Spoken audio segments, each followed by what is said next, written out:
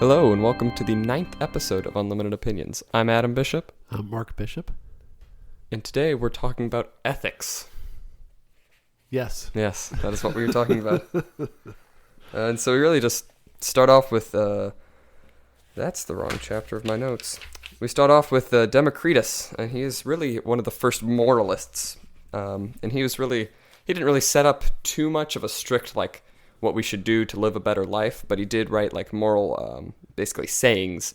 And I think this is kind of where we're coming away from mythological philosophy here into actual just human thought and reasoning. Because a lot of these different sayings are stuff that you'd find just in mythologies before this point. And this is really where we're moving slowly into, how should we live out the rest of our lives? Not just what are these individual things that we should do daily. My favorite part of this chapter was Democritus. Really? And his, what do they call them, aphorisms? Yes. Yes. I thought they were very good. I kind of wish there was more mythological philosophy in here, because I don't think that's mentioned at all. Well, I would think that's not really considered Western philosophy. Why not? As it's defined by any philosopher. You think that mythological philosophy? I think you can make a case for it. I mean, just as this is the... I guess that would be a different book. Aphorisms, yeah. Yeah. Why do you think they're why do you think that's... Just those are things that would be the lessons of mythological stories. Well, I guess the that would be the... I don't think there is a philosophy of mythology articulated. I think there's an implication in mythological stories as to morality and judgment and that, but it's not spelled out. It is, in Norse mythology at least. And how so? Well, if Do you look tell. at I'm so interested. The Poetic Edda, one of our main sources for Norse mythology, there's a whole book. It's a fifth of the whole book, called Sayings of the Wise One, or the High One. Sayings of the High One. And it's basically just all these aphorisms and stuff on how you should live your life as a good person and stuff. It's really interesting. It's probably my favorite part of the book. Was not aware of that. Yes. But I was thinking of Greek and Roman mythology, and they don't really have an explanation of why different things are correct. Or I don't think so. Do they? I don't know. I mean, they at least have aphorisms like this. Yeah. But I don't really consider that like you said, it's not really an articulated philosophical discussion. I guess it's more like this is good and that is bad. What's your favorite aphorism in this chapter? Did you note any? I don't know.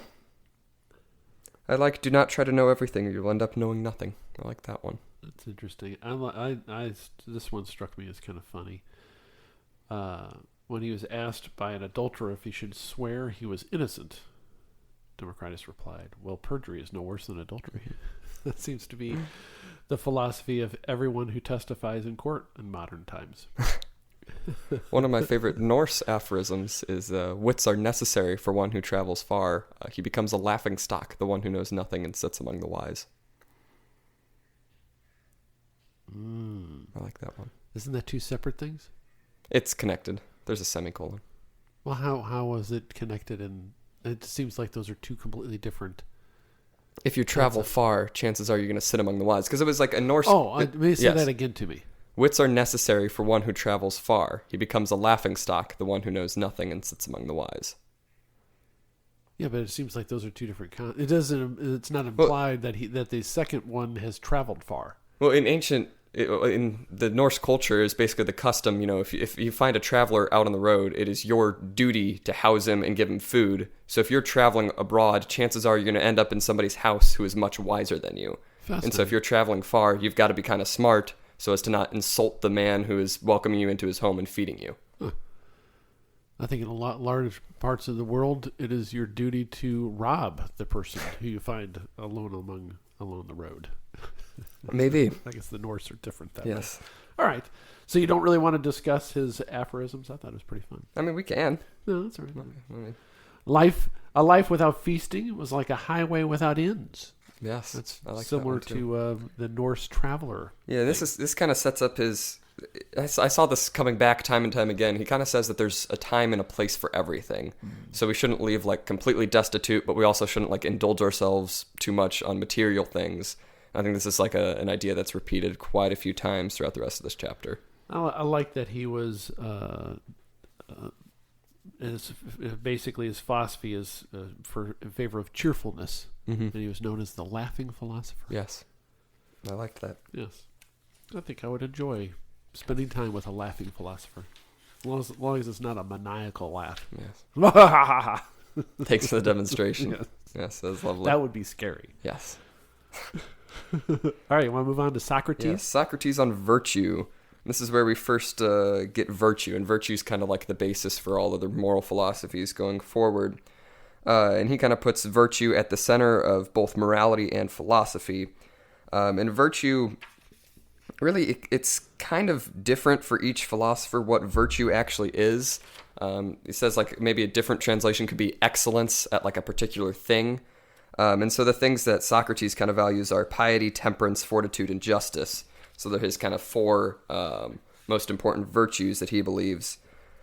And he kind of compares virtues to technical skills in that they aren't technical skills in a way.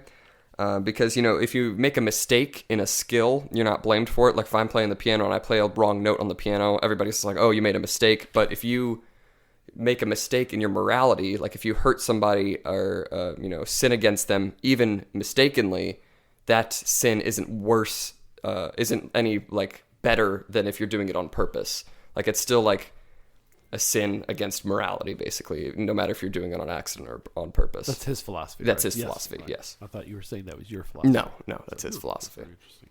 I think I realized why I'm not a big fan of Plato in the writings. It's because like with Socrates, this reading this today reminded me of it, was that he goes through and he questions other people, but it seems like every single one of the dialogues ends up like without an answer. Yeah, and I think why don't you say what your philosophy is instead of questioning everybody else and saying, well, their answer isn't good enough. Well, and then he's like, oh well, I guess I'm more smart because I know I don't know. Right, okay. And he kind of seems a little insufferable to me.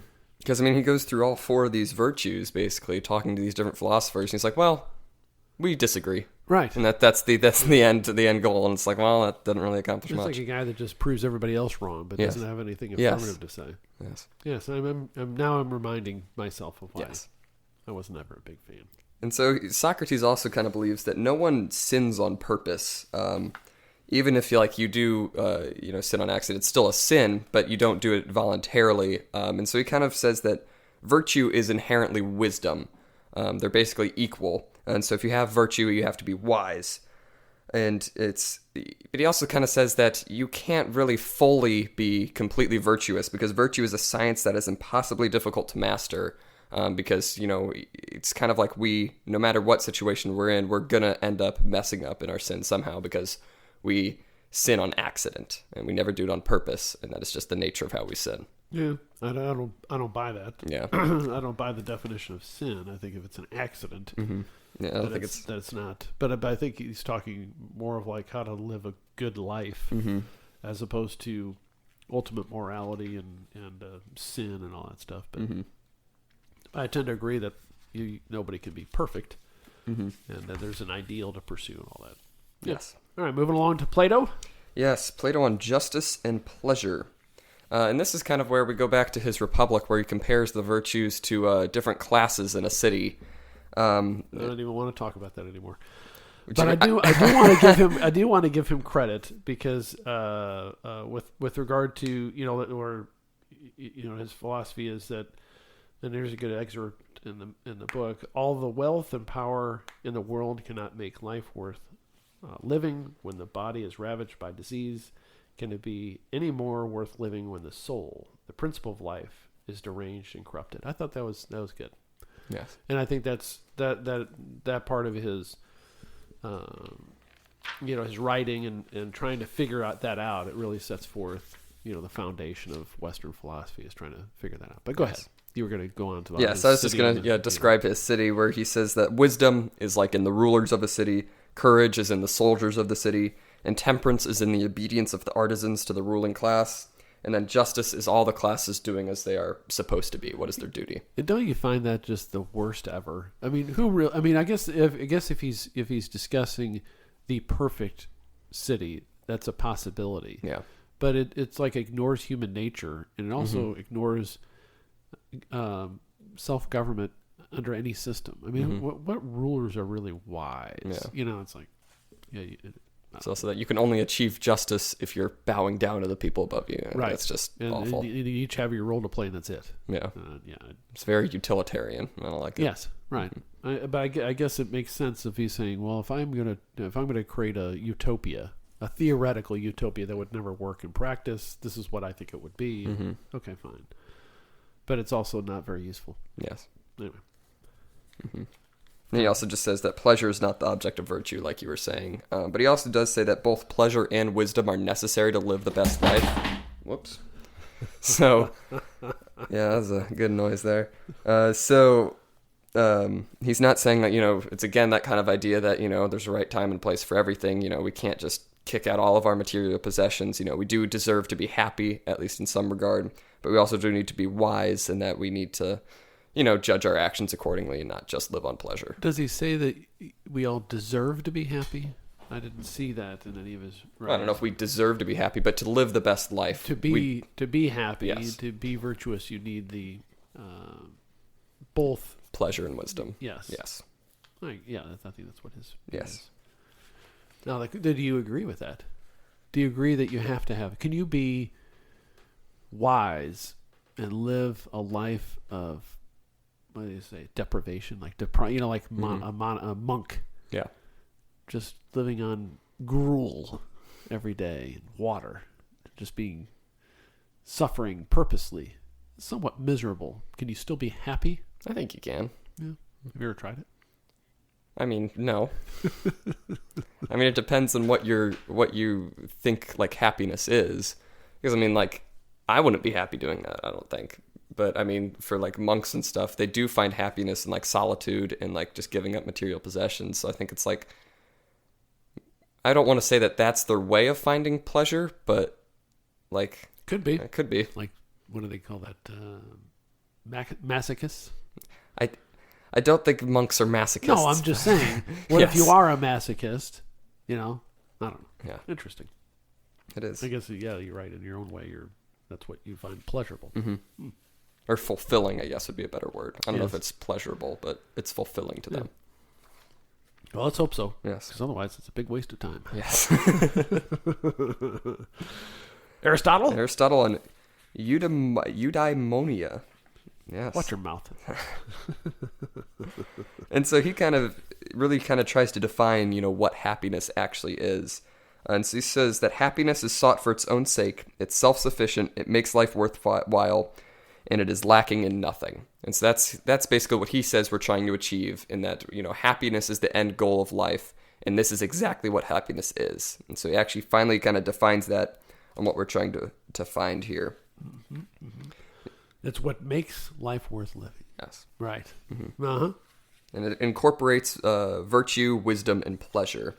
So it's not, just kind of its own thing out there. It's basically the sum total of, all of the good things in life that we're trying to do. Yes. Do you have anything to add to that? No, not really. Okay. I mean, I thought we were moving on. I was just thinking, it kind of reminds me of that saying for Alcoholics Anonymous, about knowing what let's see, how does that go again? Accepting the things I can't change, changing the things I can, and wisdom to know the difference. Yes. So, like as far as the virtue, the wisdom being, I guess, to know what is virtuous, and then deciding to choose that path. Yeah. Yes. Interesting. So there's not really much else to say on that topic, but it is necessary to kind of define his idea of happiness, because this is kind of what he bases the rest of his moral and intellectual virtue on. And he says that virtue is kind of more of a skill than kind of Socrates put it, because he says it's acquired by practice and lost by disuse. Yeah, I really believe in that. Do you agree with that? I do. Yeah, because I don't think you're just born virtuous or moral or whatever term you want to. And I think you can be a good person, and if you stop contemplating, whether you're doing things well or right or not, you can lose that. Yes. Very quickly by not really trying to do good stuff and just kind of coasting. This virtue is expressed in good purpose, and so that's kind of what you're saying there, is that we kind of always have to try to have that good purpose in our life to achieve this full happiness. And it seems like he goes on to say, essentially, it seems like his philosophy comes down to everything in moderation. Yes, like exactly what it is. not to go to extremes and anything, but then each person has to decide for themselves what is an extreme. I think he gives the example of like an Olympic athlete, or maybe the author does, and of course that person's going to eat a lot more. But if you're such as me, a 50-year-old, somewhat overweight man, eating a whole lot of food is not virtuous. Yes, and so he kind of uses it's the middle ground between excess and defect. And so he kind of uses like courage, for example, and then courage is the middle between too much courage, and you have foolhardiness, too little courage, and you have cowardice. So it's that perfect middle ground. And he doesn't actually say that you can ever have too much or too little courage, because courage in of itself is kind of that perfect thing between those two, immoral things. Right. The one thing I did not like was that there's this segment here on page 214 where it says there's no right amount of envy or spite. I always think I guess maybe that is, I would agree with that, because there should be unlimited spite. Yes, should change the name of the podcast. Unlimited spite. Unlimited spite. That's good. Well, as long as you're spiteful of bad things. Yes. That's my philosophy. Yes, that's true. Or evil things, I should say, not just bad. And so he also moves on to say that there's 5 states that make reason come out with truth. So there's kind of like 5, good things that we should all strive to achieve. And the first of those is techne, which is kind of the skill of craftsmen and experts. And this isn't a virtue because it has like its own like material goal aside from just achieving that virtue. And so virtues are really kind of like, it's like that definition of happiness. They're only sought for their own sake. So like if you're a doctor, the health is an additional like side, bonus out of that. But if we're seeking courage, the only benefit is courage. That's kind of what sets apart like virtues from skills. And then the next two are kind of lumped under Sophia, which is the overall understanding of eternal truths. And that's the combination of intuition and science. So those are the next two things of like those 5 states that we should achieve. And then the last two are wisdom, which kind of deals like with understanding of human affairs. So it's not these like big eternal truths, but it's like human affairs and matters. And then there's understanding, which is kind of the theoretical things. It's kind of like how we come to develop Sophia, which is this understanding of eternal truths. So it's kind of like the theoretical side of wisdom. And he also goes on to say the philosophy follows that it's impossible to be really good without wisdom. Yes. I think that's probably true, don't you? I think so. That's kind of like a thing that's been repeated throughout all these philosophers, that you do need wisdom to determine what actually is. Not all of them. Well, the ones that we've read so far, yes. Yeah, the pursuit of wisdom and being able to make moral judgments. Yes. Yeah, it's basically the study of ethics, isn't it? No, it isn't that the whole point? Yes, yeah, I would say so. I want to make sure I didn't miss it. Yes. And so then we move on to pleasure and happiness. And Aristotle kind of sets up this hierarchy of pleasures that we have in our life. And he says that at the bottom is the pleasures of the sick. And those are only pseudo-pleasures. So those are like things that we think we want, but we don't really need at all. Those are just pseudo-pleasures, things that make us happy for a very limited time. Then there are the material pleasures of like food and drink. And those are like necessary for us. So we do need those things, but they're not like, they don't really make us very, very happy in the long run. Then there's aesthetic sense pleasures, which are like the things that we like get out of our senses that make us happy. Like if we just see something beautiful, if we smell something good, that is like an aesthetic sense pleasure. And those are higher than just our natural needs. And then there are the pleasures of the mind, which are the top pleasures. And those are kind of just equated with virtue in that they're kind of contained in wisdom and like what we really want to make us the most happy out of life. Yeah, and I think it kind of goes back to something I said in a previous podcast, that you can only have these kind of philosophers in a really stable and relatively affluent society, because without your daily needs being met, you don't have time to even contemplate that the intellectual pursuits are the most important. Because, under different circumstances, getting food and water are really high priorities. Getting something to drink would make you a lot happier than studying what is the eternal truth of the universe. That's right. So there has to be a certain amount of stability and affluence in order for us to even have this pursuit, which, of course, we're now in the most affluent period of human history. And I don't know, do we have any great philosophers other than the two of us?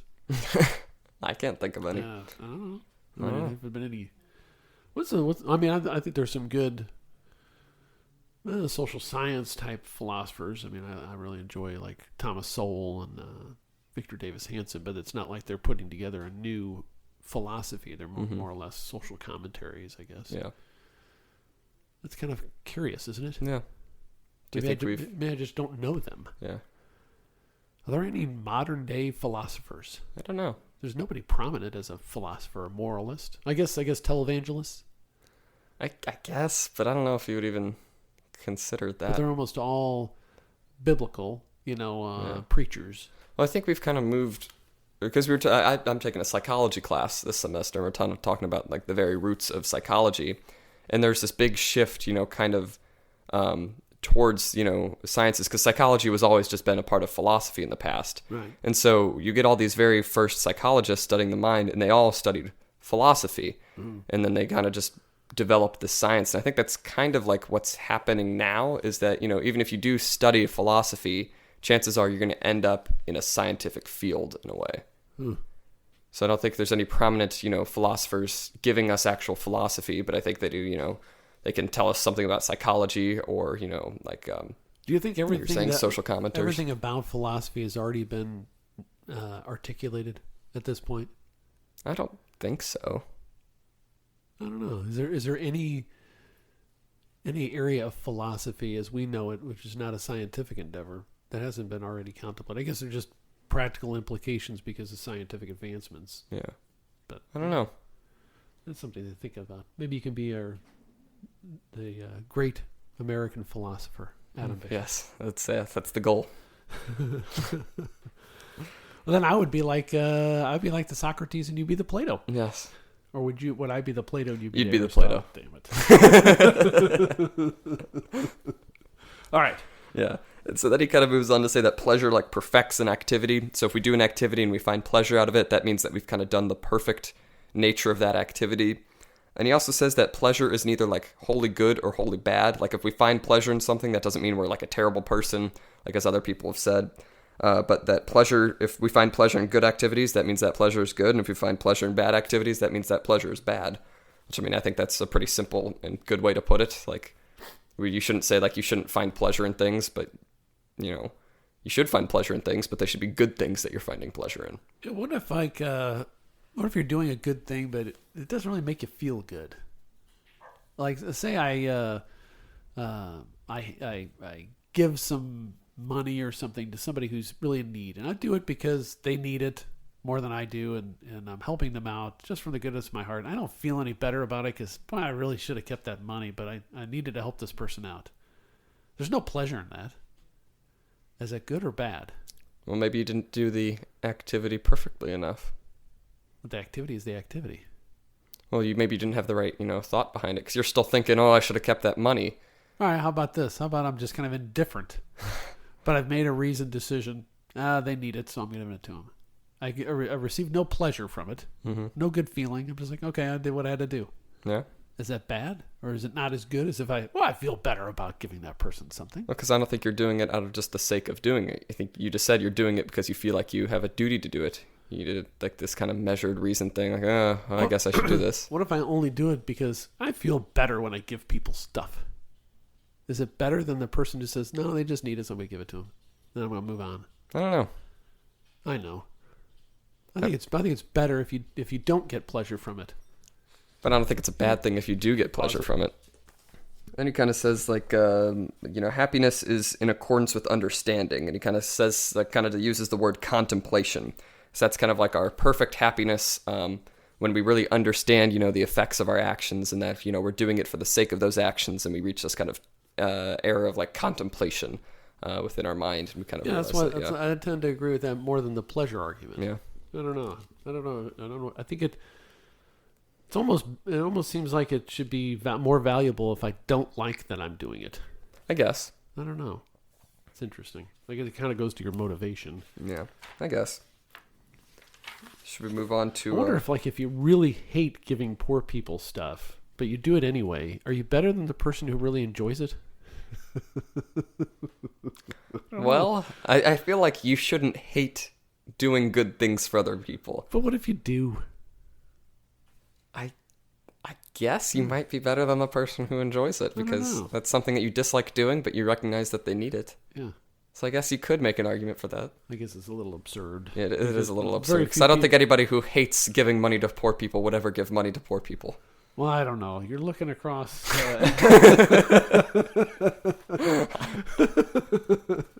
All right. I'm a different sort. Yeah. I'm doing the right thing. Darn it. Mm-hmm. Yes. Grumble. So then we move on to the hedonism of Epicurus. And so Aristotle kind of calls himself a hedonist, but he's like not a very usual hedonist, because, he kind of says, we shouldn't always seek pleasure. Really, is it hedonism or hedonism? I think it's hedonism. Hedonism? Yeah. Okay. That's the way I'll keep saying hedonism then. Yes, please do. And so, really, in hedonism, Epicurus kind of says that all pleasure is good, and it is the final end of life, and it is the criterion of goodness. And so we should really be trying to find pleasure in everything that we do. And so he also says that pain is the greatest evil. And so this is kind of where he says everything in moderation, but even though he says all pleasure is good, but he says that pain is the greatest evil, so we must pass on pleasures that bring suffering in the long run. Right. And so I think that's where he kind of gets his moral philosophy, is that all pleasure is good, but it becomes it doesn't equal pleasure when it brings about bad things for you or for other people. That's not actually pleasure. Yeah, and I'm not a big fan of the hedonist philosophy. Mm-hmm. But then, just for that reason. I mean, just because something feels good doesn't make it good. Because I think then you have to take the time to define, what are actually the outcomes of this pleasure that I'm feeling? Who's hurt by this? Am I, truly benefited by this? And I think it's much easier to look at Aristotle and say that, we should only find pleasure in doing good things. So we've kind of already made that decision to do good. We're not doing that decision just to find pleasure, but we're doing things, to be good, and we find pleasure in those good things. Yeah, and thinking about all those things when you're trying to do something pleasurable is a real buzzkill. Yeah, I guess so. Wait, I gotta think of all the things that would result from this. Yeah. So then he kind of just talks about desires for quite a while. And he kind of says that some are natural and some are just things that we kind of, don't necessarily have in our nature. And not all desires are necessary. A lot are unnecessary. And he kind of sets up a hierarchy. I don't think it's too important to go into, because I'm just not a big fan of hedonism myself. But, he says that, the natural desires, some are necessary, like food and drink. Some are unnecessary. And it's just kind of another, setup of what we should do in our lives. Hierarchy of things. And I like how the legend of the hedonism of Epicurus was started in his lifetime by a dissident pupil, Democritus, who loved to tell stories of the midnight orgies and the twice daily vomitings. That's lovely. Yes. Yes. I guess that must have been a thing back in ancient Greece, along with sex with boys, because there's a reference to that somewhere here too. And but the vomiting thing, they would eat and eat and eat and throw up and then eat some more. That's disgusting. Yeah, but I guess there's some, I don't know. It's just a whole different way of life with regard to those types of things. Yeah, I guess so. Should move on to the Stoics. Yes, aren't they your favorite? They are. I don't know if I really like some of the ethical things here, but I do kind of like the whole setup of things. And there's kind of three main dudes. We start with Chrysippus, and he says that our first impulse is not pleasure. So all these other dudes are kind of saying our first, natural desire in life is to find pleasure. But he's saying no, our first desire is really for self-preservation. Right. That's what all animals do. We're here to just kind of look out for ourselves, not to find what makes us happy. That's right. And I absolutely agree with Yes. that our first impulse is to just protect ourselves. And I think in some cases, like with parents, sometimes the first impulse isn't necessary to protect yourself, but to protect, your children. I'm just joking. Of course it is. Yes. But I think like it is preservation of us and the people around us and not Right. necessarily pleasure. Yeah. And then he says, and then Zeno, that's is the next Stoic, he says that the end of life is to live in agreement with nature. And so it's kind of building off of like our nature is for self-preservation. So he kind of says like, if the end of our life is self-preservation, we should live this like really holy, preserved life, I guess, in a way. And kind of defines that here later. Then Hierocles, not Hercules, but Hierocles, he says that I kind of like this, that we stand in concentric circles of community, and that our goal is kind of to bring those circles closer to us. So we kind of have us in the center. Then we have like our immediate family. Then we have people like in our community. And then eventually it all goes out to like our nation as a whole. And he says like our kind of goal in life is to bring all of those needs of those others closer to what we need ourselves, to kind of like draw in our whole community to benefit them in the same way we try to benefit us. So it's like in that same sort of sense that we try to preserve ourselves, we should preserve those things around us too. You like that? I kind of like that. Really? Well, why? Because I mean, it's kind of altruistic, I guess. Because it's like we shouldn't, even though we are the center of our circle, it is natural for us to want to preserve ourselves first. We should, work our entire lives to kind of bring those around us closer into, we want to preserve them as well. Interesting. I think it's completely impractical. Really?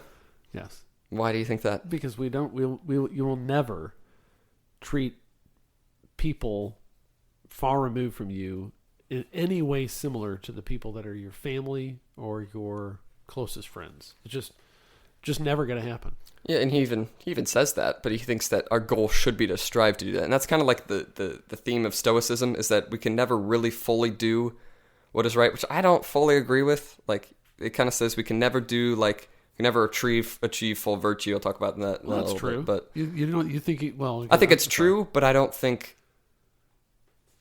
I don't know. We could discuss that in a second because I feel like there's some other things. Yeah, but I guess going back to the original point, I guess it's similar to the general Christian philosophy is to treat love your neighbor as yourself. As yourself. Yeah, I mean, I guess that. Yeah. In a way, I mean, it's impractical to a certain extent, but I do think, like, at least, family, close friends and stuff, you should, not just put yourself first all the time. Even if, that's kind of like your first desire, you should, do things for other people. All right. You've convinced me. Yes.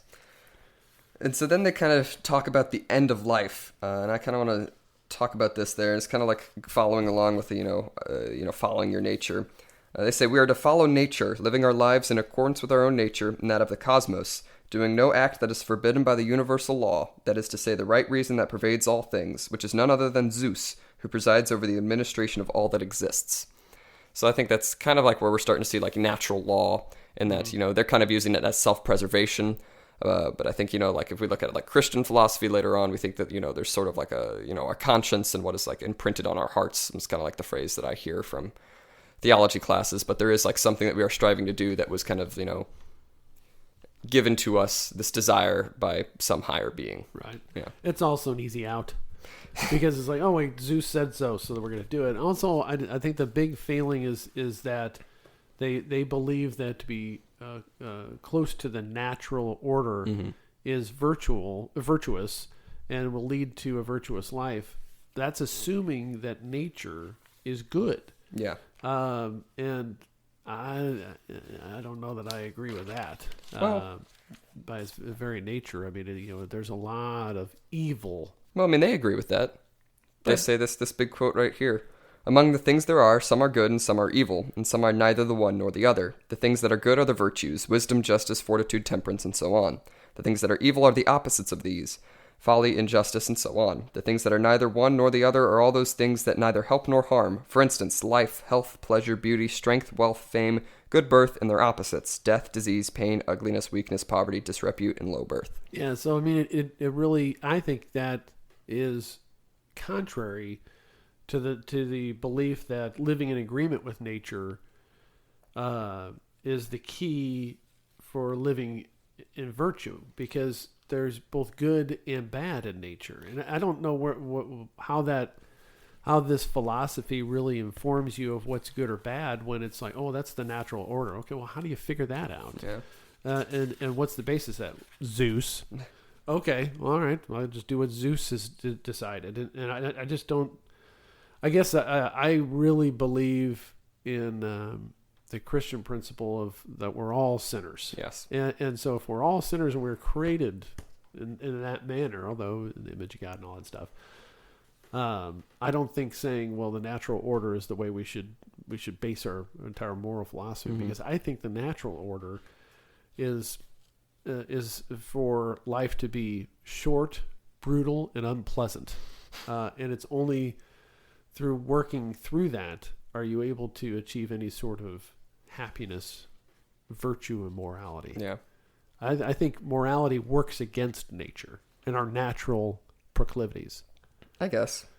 I can see that. Because when you're really angry, you just have that base instinct. You have to overcome that natural order. And the natural order is chaos and conquest. Or at least that's my belief. And it's only through acting virtuous and in concert with others who share those virtuous beliefs do you overcome that natural tendency. I mean, I don't know. I mean, they do kind of set up like a hierarchy of what we're supposed to do, even if they do kind of base it on like what is natural. But they do kind of set up, there's 5 different categories for, actions in our lives. There are the virtuous, there are the decent, there are the indifferent, there are the indecent, and there are the sinful. And so you can do decent things without them actually being virtuous. So I guess your kind of example, like of you're giving money to a poor person but not feeling good about it, I think that would be a decent thing, but I think the Stoics wouldn't classify that as a virtuous thing, because you're not doing it out of like pure goodness and you're not feeling good about it in the end. So even though you did a decent thing, you're not living a virtuous life. I think my general attitude is to try to be decent. Yes. Yeah, I agree with that. I guess I could aspire to be better than decent, but that's pretty much my end goal. Yeah. I'm trying to be a decent person. I'm not trying to be great. I don't know. Maybe I should aspire to better. I think maybe that's a good thing to have. Maybe the highest thing I think I can achieve is just being decent, not being good or great. I mean, they do think that you should, always strive to achieve the next step of things. So if you are living a sinful life, the next step should be to try to do things that are just indecent but not sinful. Next is just try to strive for the, the indifferent things, then to strive for the decent, then the virtuous. So it's kind of like you do have a way to like... So I need to raise my expectations for myself. Yes. I don't know. I'm coasting. Yes. And so they kind of like give the roots of sin in passions. And these are the irrational, unnatural motions of the soul. And those are fears, desires, pain, and pleasure. I think this is exactly the opposite of what you were saying. Because they say that, these passions are, what our soul is against doing. You say that's kind of like our nature as human beings is to want those things in our self-preservation. Yes, I completely disagree with their view of that, because I think those things, those passions are not immoral. They're amoral, in my view. I mean, everybody has those passions, and it's by overcoming them that you can achieve some sort of morality. But I mean, I'm not, I think it's interesting, and I'm not saying that I know better than the Stoics. I just disagree with them. But I do like this next philosophy here that they have in their ethics, is that you should not attach supreme value to things that are outside of your control. And so they kind of use like grief as an example. Like, yes, you can grieve, you can be sad if you lose a loved one, but you shouldn't make that your supreme, value going forward in life. And that, things pass. And I think that's a good philosophy to have, is that you shouldn't dwell too much on the bad things. They do happen. There is evil in the world, but that shouldn't be your supreme value that you hold. Yes. And then they say that the most perfect virtue is wisdom. And it is only the wise man who is free from passion. They have another kind of quote here from Cicero. The wise man whom we seek is the happy man who can think no human experience painful enough to cast him down, nor joyful enough to raise his spirits. For what can seem important in human affairs to one who is familiar with all eternity and the vastness of the entire universe? So this is again kind of like, don't dwell too much on human things. We should, strive to be beyond those things, be truly wise, find, Sophia, the eternal truth of the universe in a way.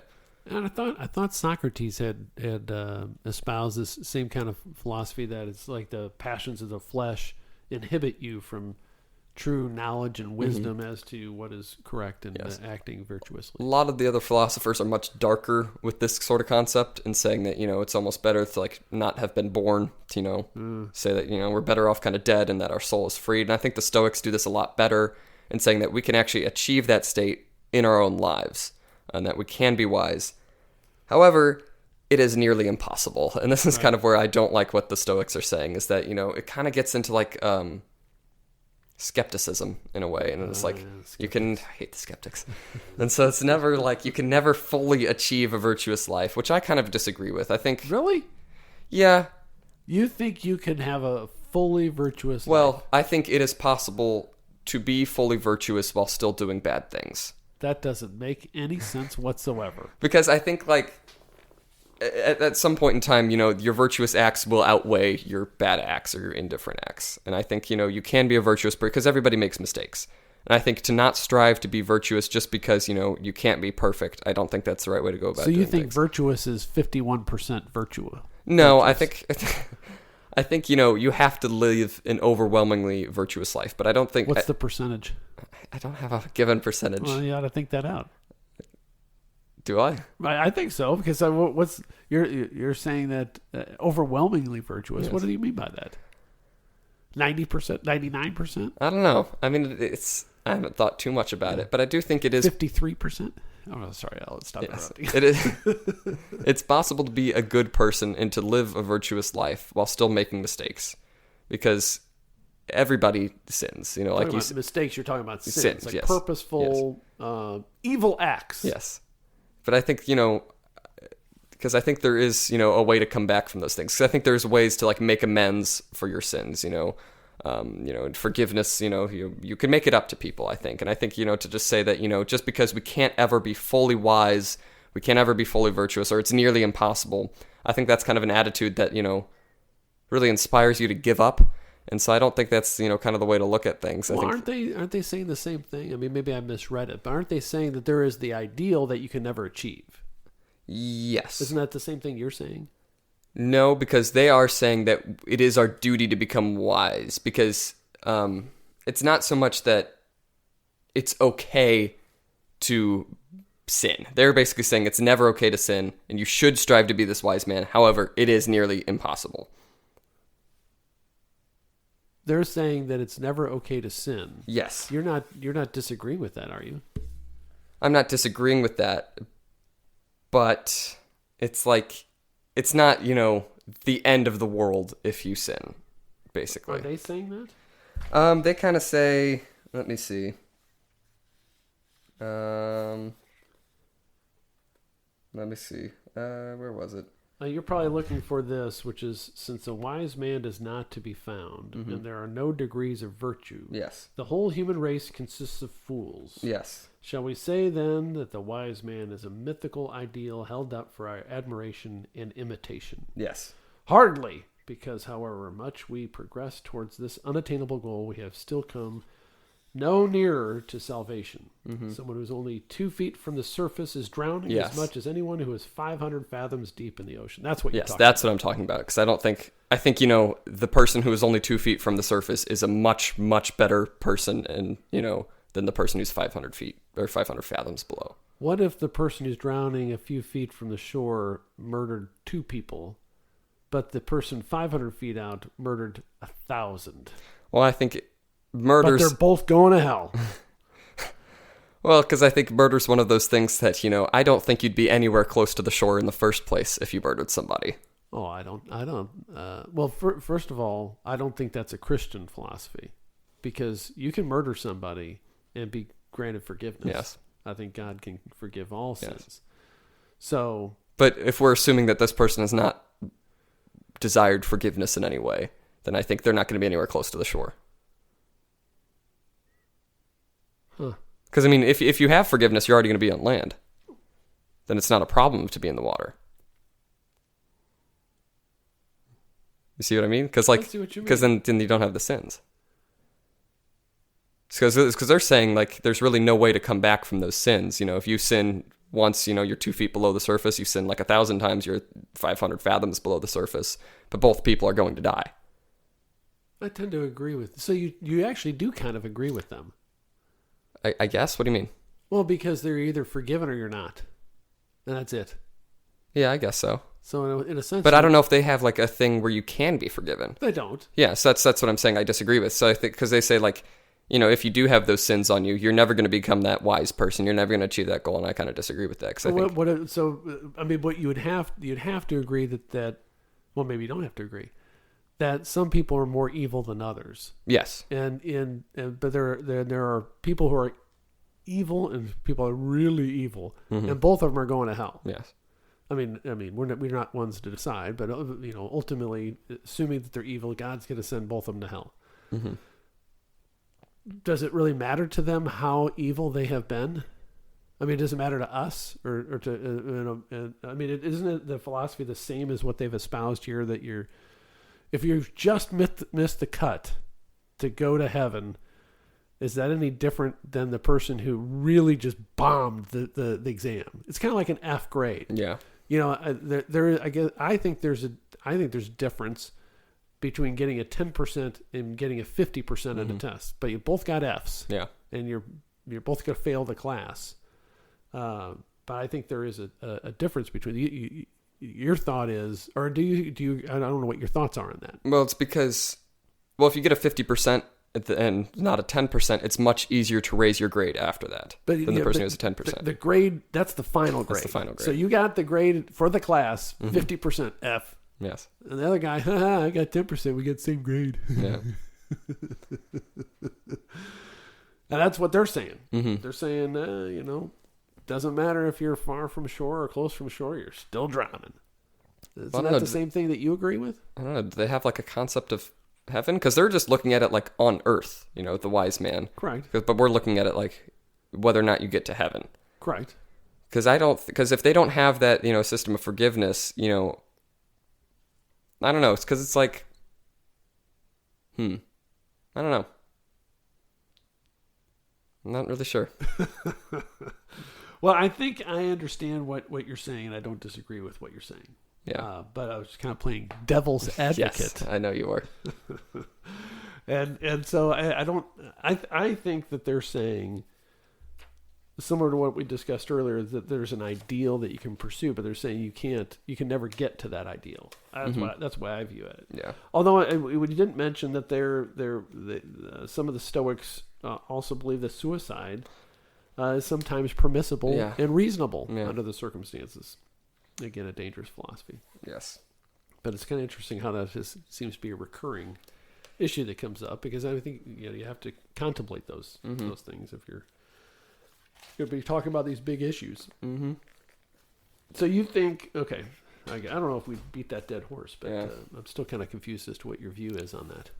Well, because it's like, because our goal is heaven, basically, and because we believe that we can't. I don't know that is your goal heaven? Yeah. Your goal is not just to do the right thing and be a good person, and then heaven's kind of like. I mean, are you really pursuing heaven, or are you trying to be a good person? Well, I mean, if you're being a good person, you're pursuing heaven, whether you're knowing it or not. I know that's the question. Well, okay. So I don't know that you're really thinking, oh, I really want to go to heaven. Mm-hmm. Are you? I mean, some people are. Some people are, and I think maybe we should be doing that, but I don't. Yeah, I don't know. I don't ever, in a practical sense, think, oh, I really want to go to heaven. I just don't even think that. Mm-hmm. I think, boy, even when I pray, I don't think, oh, I want to go to heaven. I hope to be a good person and make better decisions and ask for wisdom to do the right thing. But I don't pursue heaven. Do you pursue heaven? I don't know. I guess I don't know. I haven't thought too much about it. Oh, I guess that's just your answer. Yeah. You're not going to think about it now? I don't know if I have time. Oh, all right. I guess time's up. We're at like 49 minutes. Okay. So. All right. Fair enough. No, that's right. I mean, next week we could God. probably talk about that, a little bit more in depth. I can kind of organize my thoughts on that sort of thing. So the next chapter is God. So next week we'll be talking about God. All right, well, I'm a little disappointed that we didn't share your thoughts on these things. Well, I could share them next week. All right. Something to look forward to. We'll lead off with your thoughts about pursuit of heaven Yes. and God. Yes. All right, good. Okay. All right. Well, I've been Adam Bishop. And I am a disappointed Mark Bishop. This has been Unlimited Opinions.